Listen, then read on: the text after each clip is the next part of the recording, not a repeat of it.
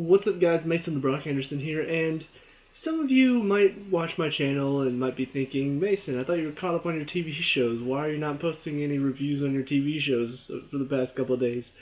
Well, there's a good reason for that. Just maybe I have a good reason. Yes, Kingdom Hearts 2.8. Yes, yes, yes, yes. Kingdom Hearts fan here. Proud and probably a little crazy obsessed Kingdom Hearts fan. But yes, Kingdom Hearts 2.8 is a game that when I saw the previews for it, when I saw just the look of it, I got really, really excited for it. I was looking forward to so much. Well, it's here, and this is going to be, at first I'm going to do a little non-spoiler talk. Um, yeah, it was good. It was nothing spectacular, but it was still enjoyable especially for a Kingdom Hearts fan. I think if you are already a Kingdom Hearts fan, if you already love the series, if you already love all the games, you'll love this one. No doubt you're going to love it. You're going to love everything about it. You're going to love the story building that goes on in it. Trust me, it's good. Couple of things though, just not really spoilers, but couple of, I guess, notes that you may want to go into the game if you haven't already played it and bought it. If you're watching this, just a little tidbit. When they say Birth by Sleep 0.2 a fragmentary passage, they do mean a fragment. I kind of went in with hopes of maybe not a huge game. I wasn't expecting like an entire new game to play, but I was expecting more than like 30, 45 minutes of gameplay, and that's kind of what it is. I will say that, and in the movie, I think it was a little bit shorter than I was expecting too. So those are just two little things that, from my perspective going in, I guess I had higher expectations as far as the length of it. I was really hoping, I got it Tuesday night, which no wait, I got it Monday night, which it was supposed to come out Tuesday, but for some reason my GameStop was selling it early. I got it Monday night and played it quite a bit that night. Played it a lot Tuesday. Stayed almost all night Tuesday night to finish up Dream Drop Distance. And then today, Wednesday, I managed to get through all of the fragmentary passage and watch the movie in no time flat. So it is a bit short, but in my opinion, the story stuff, everything they do with it, it is worth it. It's still a good game. It's nice to see Dream Drop Distance brought to the console, and especially to be able to play it as well, because for the 3DS, it was a pretty good game. Just it was pretty hard to play on the 3DS. So actually getting to play it with a PS4 controller, the graphics for it look great.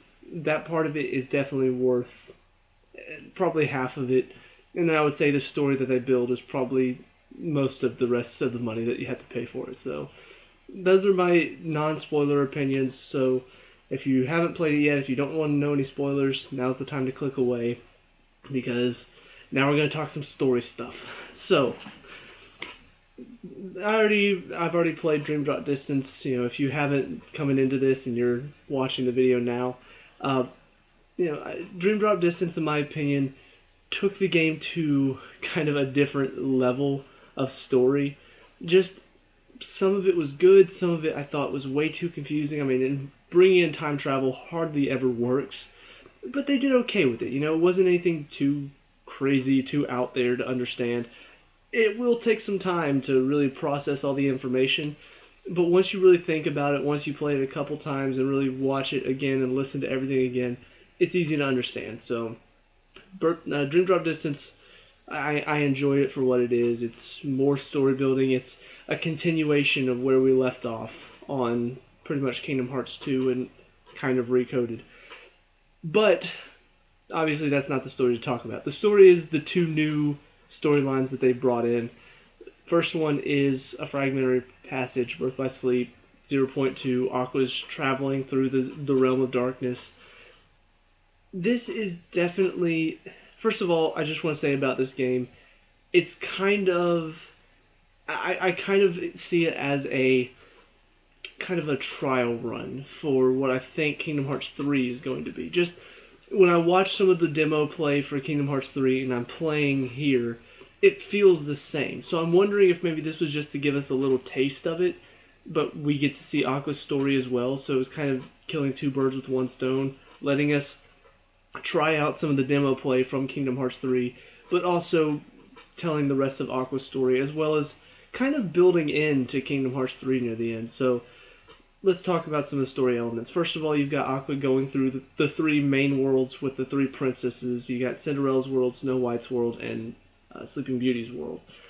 And for the most part, it's interesting. It's interesting to see her go through all of this. I think just watching her have to deal with some of the situations, all of a sudden her own self, like a phantom of herself, comes through a mirror and starts attacking her. And this is after she just saw like figments of her imagination of Terra and Vin. And so it's like the darkness is just doing anything it can to get at her. Well, she finally makes it through that, only to come face to face again with Terra and Vin. But this time Terra is actually able to talk to her because his connection with Xehanort ties him to the darkness. So even though the Terra that she sees is just a figment of her imagination, the real Terra is able to contact her through this figment of her imagination. It was kind of confusing, but I did understand what they were going for there. But at the end of all of this, Xehanort comes in through Terra and then tries to get the information about where she hid Vin, and that's when Terra, like, ghost Terra, I guess, I don't know. Kind of like how we saw Lingering Will beat up on Terra Xehanort at the end of Birth by Sleep. He steps in again and says, no, you're not going to do this, and does a little chain thing that happened in Birth by Sleep. I don't know how all of that works with his mind and his soul kind of fighting each other. But at the same time, Aqua and Vin get grabbed by these two giant hands, which we never get to see what that was. But whatever it is, it takes Aqua away, where she thinks she's done. She's finally fading into darkness. Mickey shows up to help her out, and we find out that apparently this is what leads into the end of Kingdom Hearts 1, which I think is a brilliant thing to do. I didn't really see it coming, but when I thought about it, I'm like, you know what? Mickey was in the realm of darkness, so it makes sense that he saw Aqua, he saw Aqua in the realm of darkness. That does make sense, and I just love how we get to see some of the stuff from the other side. We see them on Destiny Islands inside the realm of darkness, and then they go through the door, and now all of a sudden there's the door Kingdom Hearts that Ansem, Xehanort's Heartless, created in the first game. Riku's going to help close from the other side because we know Sora's on the other side of it. And then we see all these Heartless just going at Riku, and Aqua steps in to help out, but then they take her through the door and take her away. And so it ends kind of on that note of they close the door, the worlds get restored, so now Aqua is just kind of floating in the realm of darkness because Destiny Islands went back to the real world. And that's kind of the note it ends on. Now, there are a couple other things, we see Riku is kind of upset that Mickey hid this from him, understandably, but Yen Sid said, I told him to do that because we knew that either you or Sora would try to do something crazy to try to get her back, and that also makes sense. And so we see that apparently Kairi is going to go train with Lee to learn how to use her Keyblade. Sora shows up with Goofy and Donald, and we find out, Yen Sid's kind of giving him a talking to about failing the Mark of Mastery exam and the fact that he didn't learn how to utilize this new power that he's supposed to have, awakening people, trying to awaken their souls, their hearts. So he tells him to go talk to a true hero who once lost his way.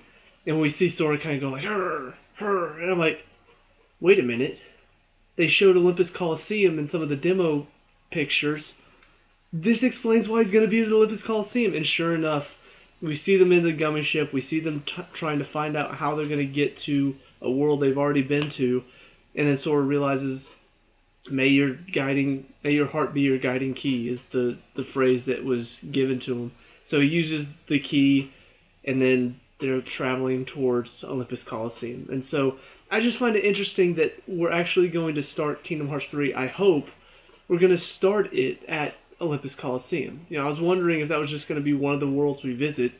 No, we see clearly that's where they start. They were going to be there first. So I think it's a nice little tie-in. It kind of shows this is it. After this, no more. And everybody was talking about that, like, oh yeah, there's no more after this one. Just like there was no more after Recoded, there's no more after Dream Drop Distance, and they just keep making them. This is like directly tying into Kingdom Hearts 3, so this is pretty much it. Now about the game itself, a couple of issues I did have. One, I think the character models are a little bit iffy. You know, sometimes they looked really good, sometimes they didn't.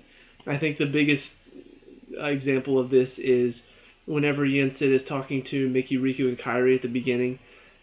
Whenever he's not focused on directly, you can see they didn't really try to match his mouth. Like they probably left the Japanese translation of his mouth moving, and it looked awful. It was like really bad. Like his mouth was moving so unnaturally. I'm like, oh gosh, please tell me we don't have to see this in Kingdom Hearts 3.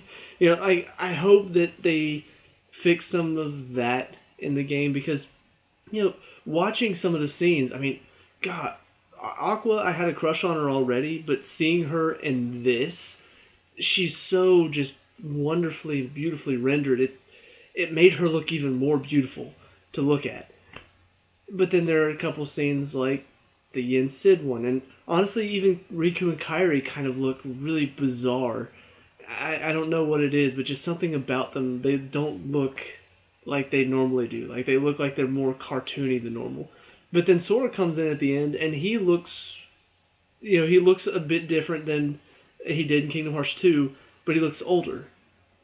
But he still looks good in this new rendering of him. So I don't know. Just sometimes it works, sometimes it didn't. I hope that when we get to Kingdom Hearts 3, it'll work all the time. Um, but yeah, so that was back and forth. I do think though, and this is something that I'll say about Unchained Kai backstory as well. The scenery in this is so good. I mean, they talked about using the Unreal Engine for making this game, and I'm pretty sure they're going to do it in Kingdom Hearts 3 too, because I'm watching some of the demo play and watching the background and the scenery. Oh, it looks so beautiful. I mean, it looks real. There's a scene in backstory where they have a fountain, and at first, like, I didn't really look straight at it. Once you look straight at it, you can kind of see that it's not real at all. But when you just sort of glance up and you don't really focus on the fountain, it looks like a real fountain. It looks like real water spilling out into a fountain. It's incredible. And so it's kind of bizarre to see like these incredible scenic landscapes and all of this stuff, and then you've got this weird cartoonish looking character that doesn't fit in with the landscape at all. Like it looks like it was kind of cut and pasted in there. So I would say it kind of works against it in that respect. Like in Kingdom Hearts 1 and 2, Sora and Donald and Goofy, they kind of sometimes they didn't fit in with their scenery, but it was on purpose because the rest of the characters did. Like when they visited Jack Sparrow's world, they were the only characters that didn't because they were so colorful. But they still felt like they were supposed to be there. It felt like they were well put into that environment. This one, it didn't feel that way sometimes. So take the good with the bad. But the other thing that I think they did really well with this was just looking at the Heartless. Maybe it's just me, but I really like little details. And the fact that whenever the shadows now go into the ground, instead of like in Kingdom Hearts 1 and 2, they become like a shadow. Like, they don't become a shadow. They become like a black sludge moving across the ground. They still look the same, they just look flattened. In this, when they went into the ground, they became a shadow. Like, you can't really see, but like I put my hand over this table and then there's a shadow cast. That's what it looked like. I was amazed. I was like, holy crap, they're actually shadows. That's awesome. Because I didn't think they were going to do anything like that. I didn't think they were going to change anything like that. And so the fact that they took the detail out and said, you know what? It looks kind of goofy whenever they just flatten into the ground. Let's actually make them turn into a shadow on the ground. That's freaking cool. So I love that. The fighting style I didn't really talk about. It's good. I really enjoyed it. I think it was really fun just seeing the magic explode on screen. Playing Final Fantasy 15, I felt the same way. Just you use magic and boom, explosion. Same thing here. You use some sort of magic. You use Fire Aga or Blizzaga or Thundaga. Boom, it explodes and just takes up the whole screen. It's incredible to watch.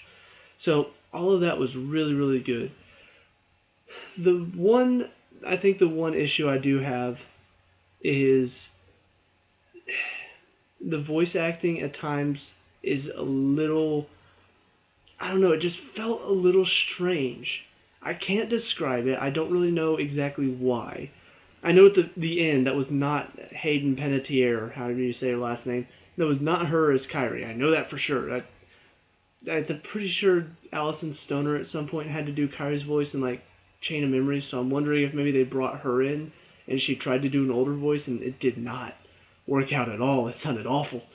But hers was just, that was just a little thing at the end, and they didn't even have her speak that often, so. But listening, Aqua sounded fine. Terra, though, sounded a little strange at times. I don't know, he just sounded kind of. And to be honest, in Birth by Sleep, Jason Dohring is the name of the actor. To be honest, he wasn't that great in Birth by Sleep either. But in this one, it just felt like he was straight up reading lines. It didn't sound like he was putting a whole lot of emotion into it when, there were a couple lines he delivered with some great emotion. Like Master Xehanort, my friend, what did you do to him? I mean, that was some great mind reading right there. It sounded emotional. It sounded like you weren't just reading the lines. It sounded like you were acting. But then in this one, it's like, hi, Aqua. Hi, how are you today? And it's just, dude, put some emotion into it. So, little offsetting here and there, but overall not bad. But that's pretty much it for Fragmentary Passage. I do wish it was longer. I do wish, looking at some of these enemies, the whole shadow twister, and then they turned it into like a shadow, almost like tornado. At first it was just like a little column of them, and then it turned it into a huge tornado-looking thing. I'm like, holy crap, this is awesome. But the problem is I saw all of that in the trailer, and I didn't see, there were no other enemies that we got to see. That was it. So I would have liked to see a few more of those. I mean, the red eye Heartless at the end of Birth by Sleep, the secret ending, I wanted to see more like that. I wanted to see more creative Heartless here and there, but they didn't take advantage of that, unfortunately. But like I said, I'm pretty sure it was just a test run to build us up for Kingdom Hearts 3, to get us into the playing style of it so that whenever it comes out, it's like, oh, here you go. You've already played something similar to it, so now you're ready for it. But yeah, for what it was good. I enjoyed it. I enjoyed the story. I enjoyed seeing the beautiful graphics. So I'm hoping that the few problems that they did have will be fixed when they get to Kingdom Hearts 3. But on to Unchained Kai backstory, because this is honestly the one I was looking forward to the most, I think, which is kind of strange because at first I was like, oh, I'm so excited for Fragmentary Passage, but the more I thought about it, the more I'm like, this is the Keyblade War. Like, we could actually get to see what happened to cause this. And for the most part, it's interesting. I mean, first of all, where Fragmentary Passage, the voice acting was hit and miss, this one, holy crap, the voice acting is spot on. Like, I'm going to have to look up his name now because I want to do, I'm pretty sure it's Ray Chase, maybe? The guy that did the voice for the Master.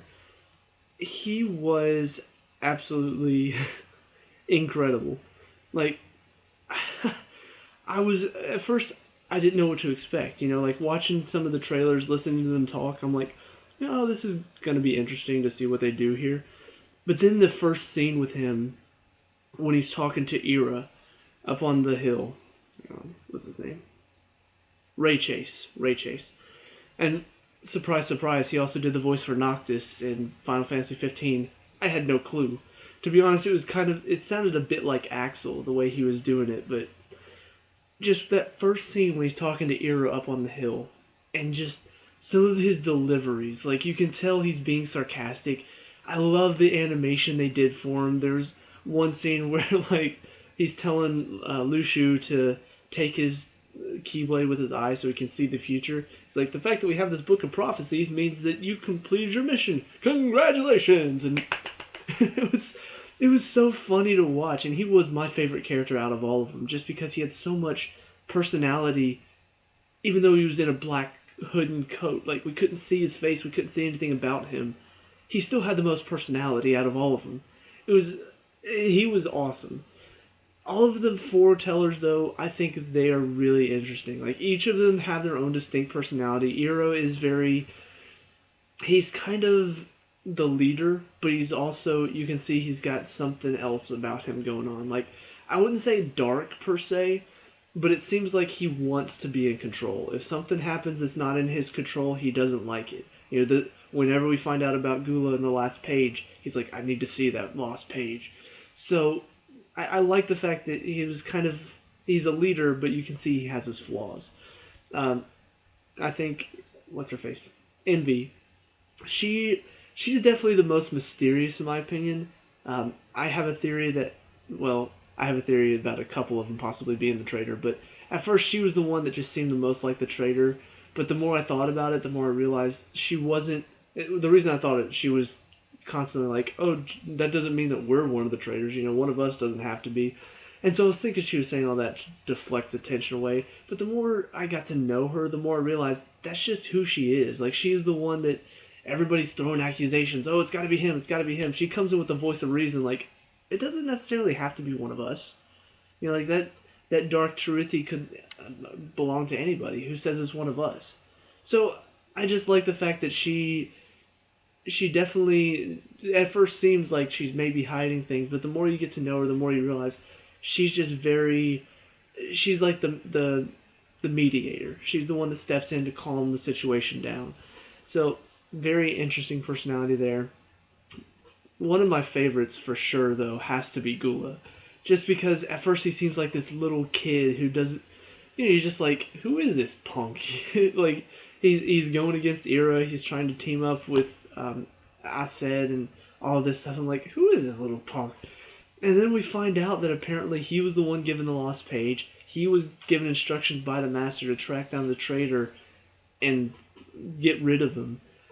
And so there's that scene where he thinks that Aced's the traitor and he goes in to confront him and Aced is like beaten up after his fight and he's just standing up like, you underestimate me. He's like, you've lost. Just give up already. And he's like kind of nervous, but he's still got this dignity to his voice. For somebody who seems so young, he's definitely very well spoken and seems like he's a lot older than he probably really is.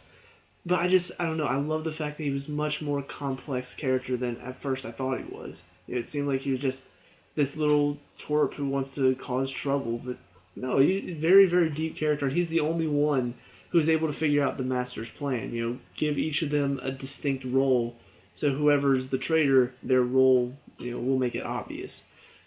And I don't know. I really like this character. Aced is kind of the meathead of the group. He's the one who he wanted to be leader. He finds out Ira's leader. Then the master kind of scolds him for being jealous and is like, you're his right hand man. And so he's like, oh, well, Ira will be a great leader. And then once he thinks, like, the master's role for him is to be his right hand man and to help motivate him forward whenever he thinks that he's not moving forward. In his mind, he takes that to mean, oh, I don't like what he's doing, so I'm going to form unions to do my own thing.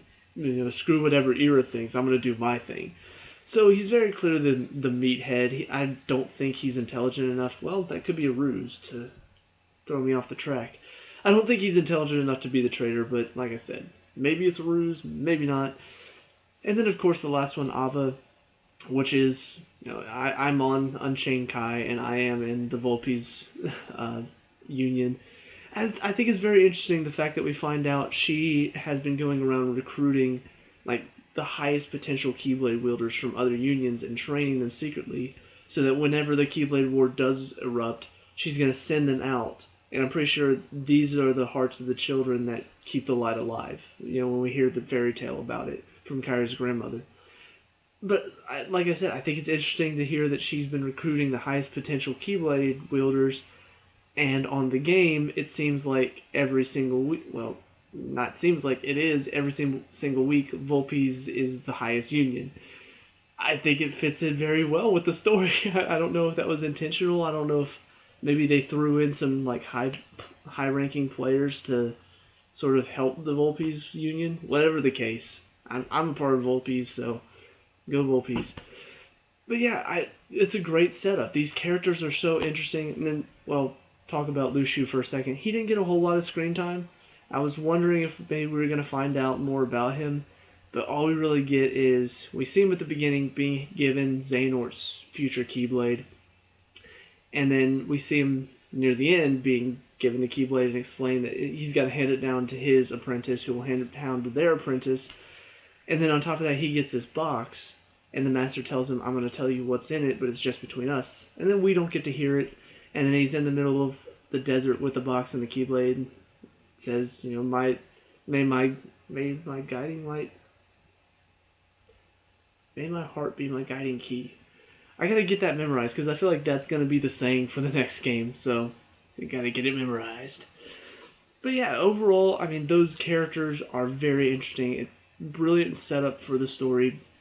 I just love the way they interact off of each other. It's very well written dialogue. It's a good story as well. So that's all for the characters. As far as, I mean, I already talked about the graphics look amazing, but beyond just the graphics, the animation is so movie-like. Like watching the movie from the first, watching a movie of Recoded, watching a movie of 358 and a half days. This is a movie. This is an actual movie.